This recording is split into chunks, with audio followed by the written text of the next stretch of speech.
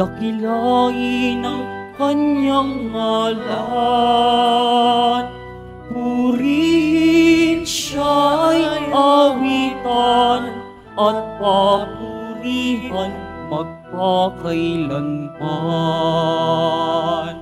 Purihin siya'y awitan at papurihan magpakailanman.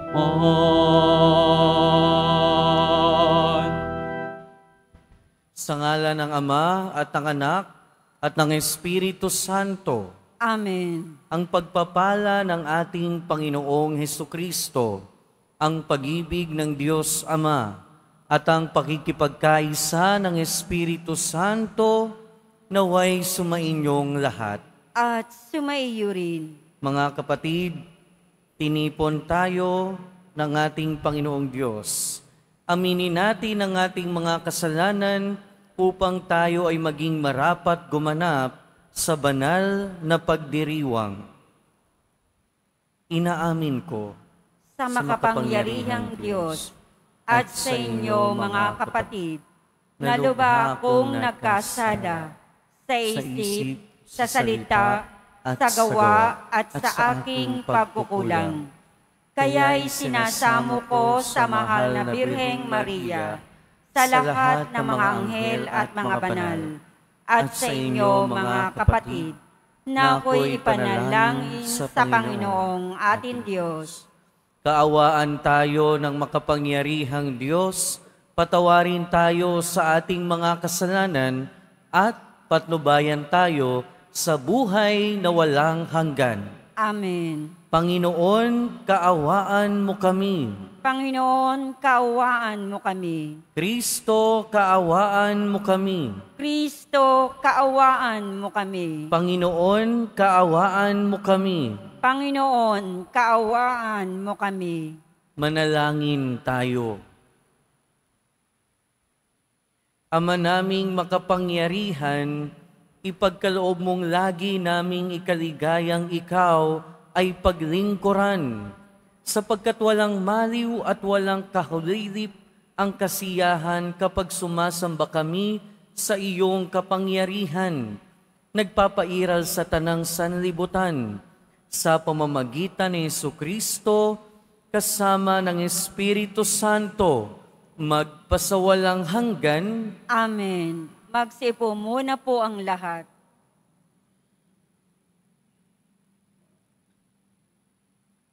Pagbasa mula sa aklat ng pahayag. Ako'y si Juan, narinig ko ang Panginoon at sinabi niya sa akin, isulat mo sa anghel ng simbahan sa Sardes. Ito ang sinasabi ng may 7 Espiritu ng Diyos at may 7 bituin. Nalalaman ko ang ginagawa mo. Ipinalalagay kang buhay, ngunit ang totoo, ikaw ay patay. Gumising ka at pasiglahin mo ang mga bagay na nalalabi sa iyo nang di tuluyang mamatay. Nakikita kong hindi pa ganap ang mga nagawa mo sa paningin ng aking Diyos. Alalahanin mo kung paano mong tinanggap ang mga aral na iyong narinig. Isagawa mo ang mga yaon. Pagsisihan mo talikdan ang iyong kasamaan. Kung hindi ka gigising, paririyan akong gaya ng magnanakaw. Hindi mo malalaman ang oras ng aking pagdating. Gayunman, may ilan diyan sa Sardes na nagingat at napanatiling malinis ang kanilang damit, kaya't magiging kasama-sama ko silang nakasuot ng puti, sapagkat sila'y karapat-dapat. Ang magtatagumpay ay daramtan din ng puti, at hindi ko aalisin sa aklat ng buhay ang kanyang pangalan. Kikilanlin ko siya sa harapan ng aking Ama at ng kanyang mga anghel. Kung may pandinig kayo, dinggin ninyo ang sinasabi ng Espiritu sa mga simbahan. Isulat mo sa anghel ng simbahan sa Laodicea. Ito ang sinasabi niya na ang pangalan ay amin, ang matapat at tunay na saksi, at siyang pinagmula ng lahat ng nilalang ng Diyos. Nalalaman ko ang mga ginawa mo. Alam kong hindi ka malamig ni mainit. Maano sanang malamig ka o mainit. Ngunit dahil sa ikaw ay malahininga, hindi mainit ni malamig, isusuka kita. Sasabihin mo, ako'y mayaman at sagana sa lahat ng bagay, ngunit hindi mo nalalamang ikaw ay abang-aba, kahabag-habag, maralita, hubad at bulag. Kaya nga, ipinapayo kong bumili ka sa akin ng dinalisay na ginto upang ikaw ay maging tunay na mayaman. Bumili ka rin ng puting damit upang matakpan ang nakahihiyamong kahubaran at ng gamot sa mata nang ikaw ay makakita. Tinuturuan ko't sinusupil ang lahat ng aking iniibig. Kaya nga, magsikap ka, pagsisihan mo talikdan ang iyong kasalanan. Nakatayo ako sa labas ng pintuan at tumutuktok. Kung diringgin ang aking tinig at bubuksan ang pinto, ako'y papasok sa kanyang tahanan at magkasalo kaming kakain.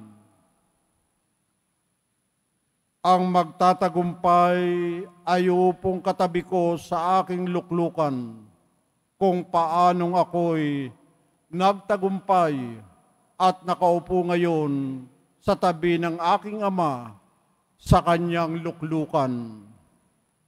Kung may pandinig kayo, dinggin ninyo ang sinasabi ng Espiritu sa mga simbahan.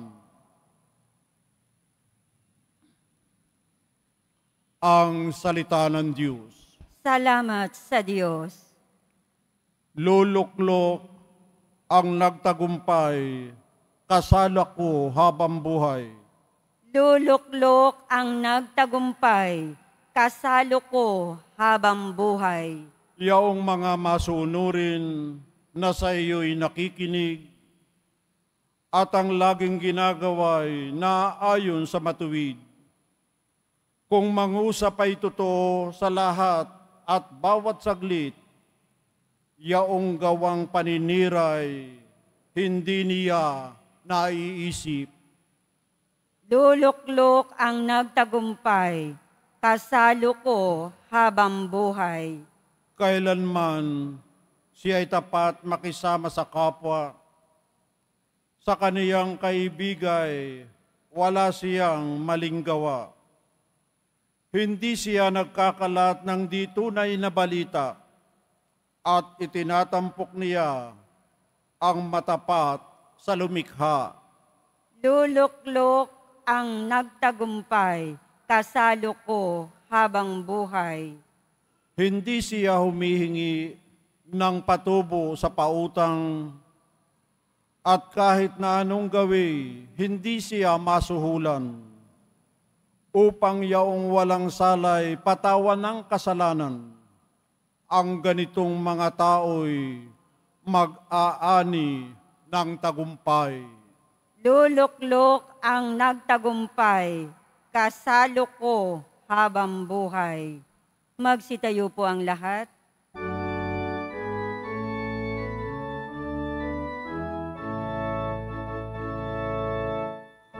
Alleluia, Alleluia, Alleluia,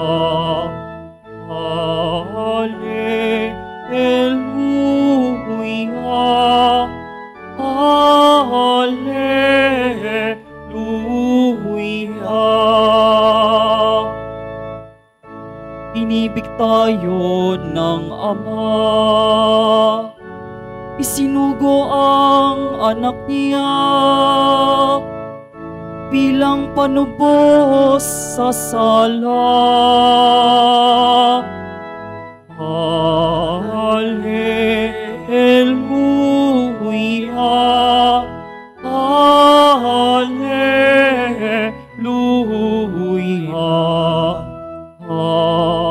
Alleluia, Alleluia.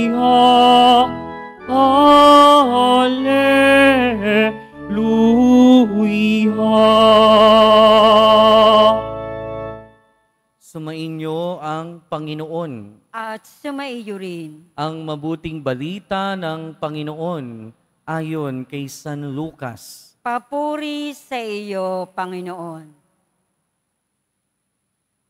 Noong panahong iyon, pumasok si Jesus sa Jericho at naglakad sa kabayanan.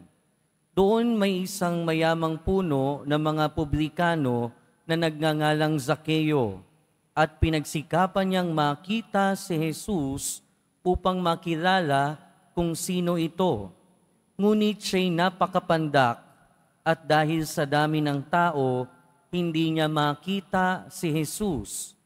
Kaya't patakbo siyang nagpauna at umakyat sa isang puno ng sikomoro upang makita si Jesus na magdaraan doon.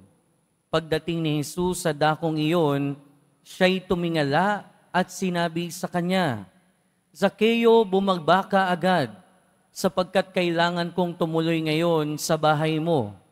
Nagmamadali siyang bumaba at tuwang-tuwang tinanggap si Jesus. Lahat ng nakakita nito ay nagbulong-bulungan. Nakikituloy siya sa isang makasalanan. Wika nila. Tumayo si Zakeo at sinabi, Panginoon, ibibigay ko po sa mga dukha ang kalahati ng aking ari-arian. At kung ako'y may nadayang sino man, 4 na ibayo ang isa sa uli ko sa kanya. At sinabi sa kanya ni Jesus, ang kaligtasan ay dumating ngayon sa sambahayang ito. Lipi rin ni Abraham ang taong ito, sapagkat naparito ang anak ng tao upang hanapin at iligtas ang naligaw. Mga kapatid, ang mabuting balita ng Panginoon. Pinupuri ka namin, Panginoong Heso Kristo. Magsiupo mo ng lahat. Magandang umaga po sa inyong lahat. At welcome po sa Minor Basilica and National Shrine of Jesus Nazareno. Ilang araw na lang, tatapusin na natin yung kalendaryo ng simbahan. Sa linggo, pagdiriwang na natin yung huling linggo sa panahon o sa karaniwang panahon at papasok na tayo sa panahon ng Adbyento. Ibig sabihin na kumpleto na naman natin yung isang buong taon ng simbahan. Kaya kung ngayon mapapansin nyo, ngayong linggo, ang mga pagbasa ay tungkol lagi sa katapusan, tungkol sa katapusan ng daigdig, na ibig sabihin, pagsalamin ito sa katapusan din ng ating panahon at sa muling pagdating ng ating Panginoong Hesukristo. At tinitignan natin ang muling pagdating ng ating Panginoon, ang kanyang ikalawang pagdating, bilang tagumpay para sa mga mananampalataya. At sabi sa ating salmo, ang ating itinugon, luluklok ang nagtagumpay, kasalo ko habang buhay. At narinig natin sa ating ebanghelyo, nagtagumpay hindi lamang ang ating Panginoong Hesukristo, kundi pati si Zaccheo. Nagtagumpay sa ating ebanghelyo ang ating Panginoon dahil naakay niya, naligtas si Zaccheo. At sa parehong dahilan, kaligtasan, nakamta ni Zaccheo, siya rin naman ay nagtagumpay. Kaya nga sinasabi ng ating Panginoon ang paalala sa atin sa bandang huli ng ating pagbasa ng ating ebanghelyo na parito ang anak ng tao upang hanapin at iligtas ang naligaw. At kapag ka nahanap at nailigtas ang naligaw, tagumpay iyon, hindi lamang ng Panginoon, tagumpay din nung nahanap. Dahil tayong mga tao, in one way or another, nakakaranas tayo ng pagkaligaw. Siguro pagkaligaw ng landas. Pero may mga tao na hindi alam na sila'y naliligaw pala.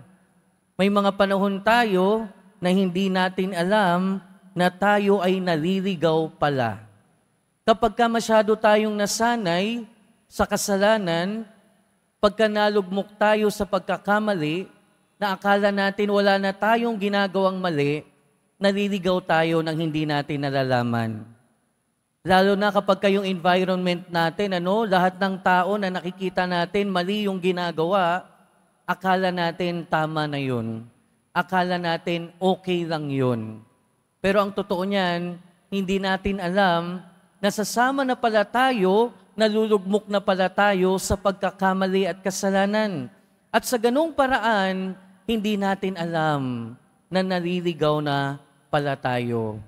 Marami sa atin, ganun ngayon, na yung pananaw sa buhay, akala nila okay lang. Akala nila tama pa, pero mali na pala. Maraming ganyan. Hindi ko nasasabihin ko anong klaseng pananaw. Pero kung iisipin natin, lalo na yung mga pananaw na taliwas sa turo ng simbahan. Kung ganun, ibig sabihin, baka naliligaw na tayo ng landas nang hindi natin alam.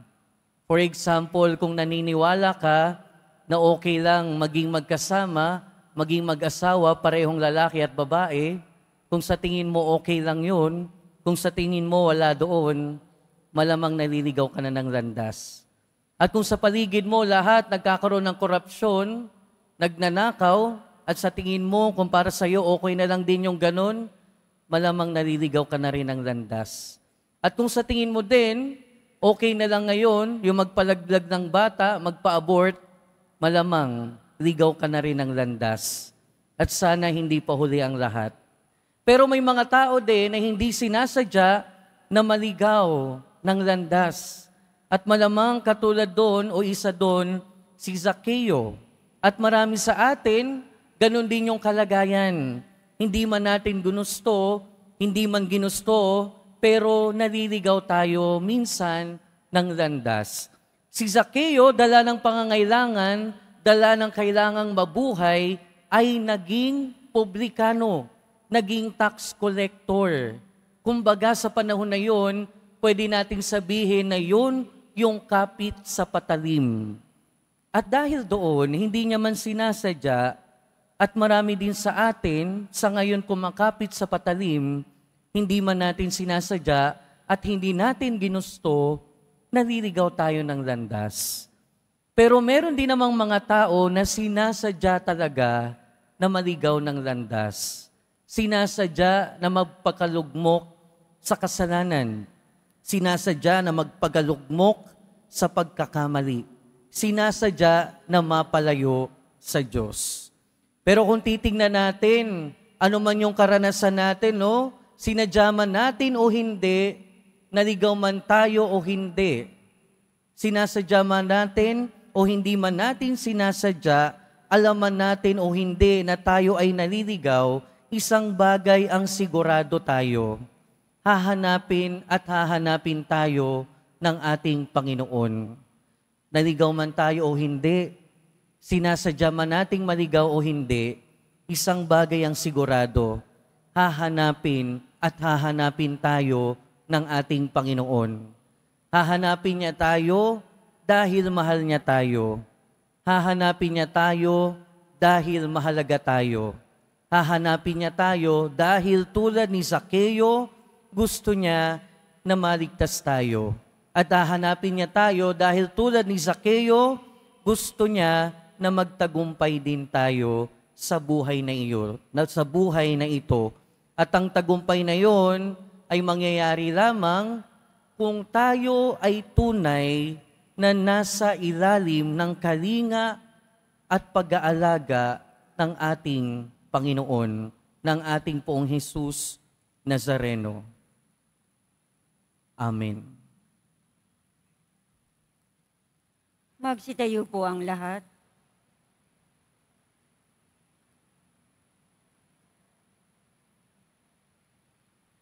Minamahal kong mga kapatid, sa pagtatagpo ng Panginoon at ni Zakeo, nakita natin na ang tunay na habag ang pinakamatatag na pinagmumula ng karunungan o katarungan. Nananalangin tayo bilang mga makasalanan sa ngalan ng mga makasalanan. Ang ating mga panalangin naway magpahayag ng panatag na tiwala sa banal na awa ng Diyos. Sa bawat panalangin ng ating itutugon, banal na awa, basbasan mo kami. Banal na awa, basbasan mo kami. Ang simbahan nawa ay patuloy na tanggapin ang mga naghahangad ng kapatawaran at kapayapaan ng kalooban. Manalangin tayo. Banal na awa, basbasan mo kami. Ang mga nagpapatakbo ng ating kalakalan at industriya nawa ay maging mapagbigay at makatarungan. Manalangin tayo. Banal na awa, basbasan mo kami. Tayo nawa ay maging handa sa pagsalubong sa Panginoon anumang oras siya dumating sa ating buhay at hayaan siyang manahan sa ating mga puso. Manalangin tayo. Banal na awa, basbasan mo kami. Ang mga may sakit, naway makita na bahagi ng nakapagliligtas na krus ni Kristo ang kanilang mga pagsubok at paghihirap. Manalangin tayo. Banal na awa, basbasan mo kami. Ang mga yumao, naway gantimpalaan ng walang hanggang kaligayahan sa buhay ng mundong darating. Manalangin tayo. Banal na awa, basbasan mo kami. Ama naming Diyos, punuin mo ang aming mga puso ng iyong pag-ibig. Ipagkaloob mo sa amin ang iyong mapagligtas na tulong kapag kami ay nagkasala at naway panatilihin mo kami sa iyong kalinga. Hinihiling namin ito sa pamamagitan ni Kristo na aming Panginoon. Amen. Magsiupo muna ang lahat.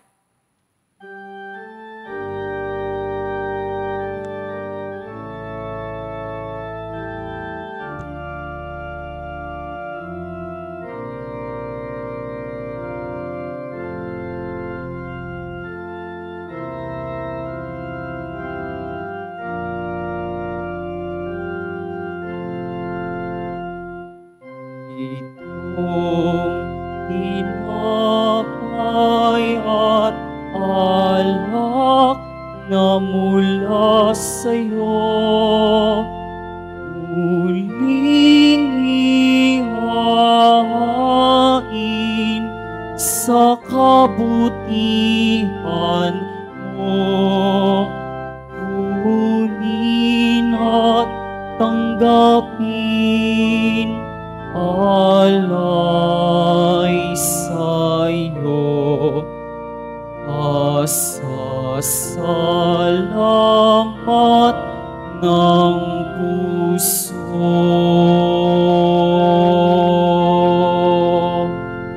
Magsitayo po ang lahat. Manalangin kayo mga kapatid, upang ang paghahain natin ay kalugdan ng Diyos amang makapangyarihan. Tanggapin nawa ng Panginoon itong paghahain sa iyong mga kamay, sa kapurihan niya at karangalan, sa ating kapakinabangan at sa buong sambayanan niyang banal.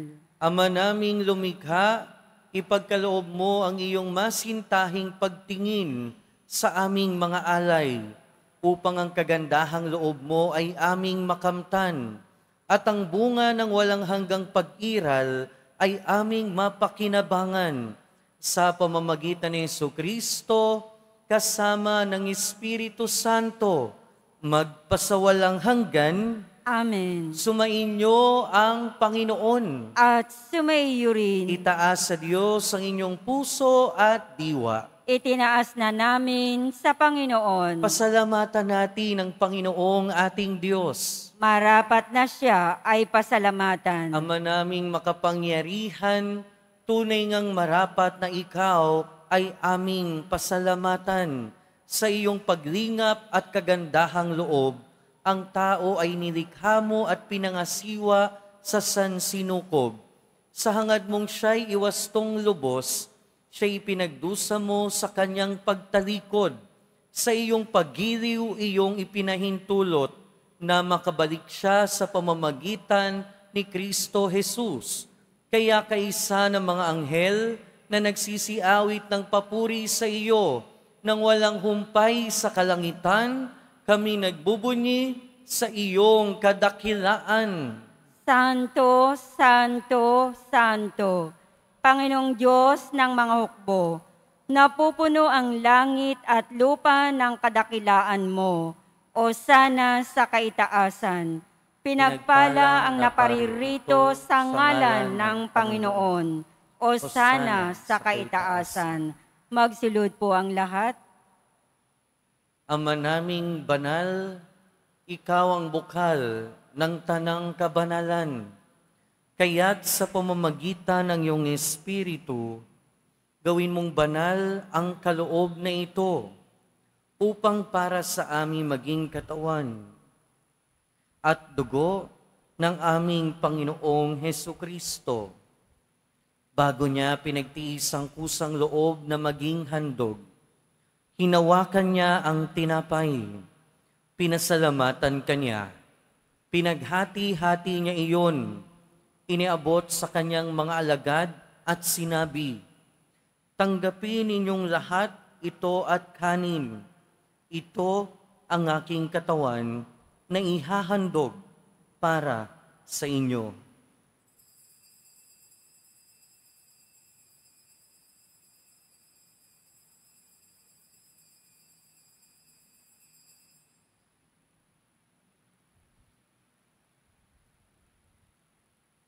Gayon din naman noong matapos ang hapunan, hinawakan niya ang kalis. Muli kanyang pinasalamatan. Iniabot niya ang kalis sa kanyang mga alagad at sinabi, "Tanggapin ninyong lahat ito at inumin. Ito ang kalis ng aking dugo, ng bago at walang hanggang tipan. Ang aking dugo na ibubuhos para sa inyo at para sa lahat, sa ikapagpapatawad ng mga kasalanan.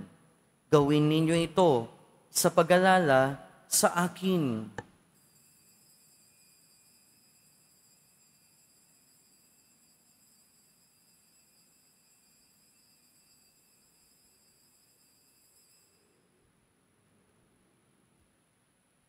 Magsitayo po ang lahat.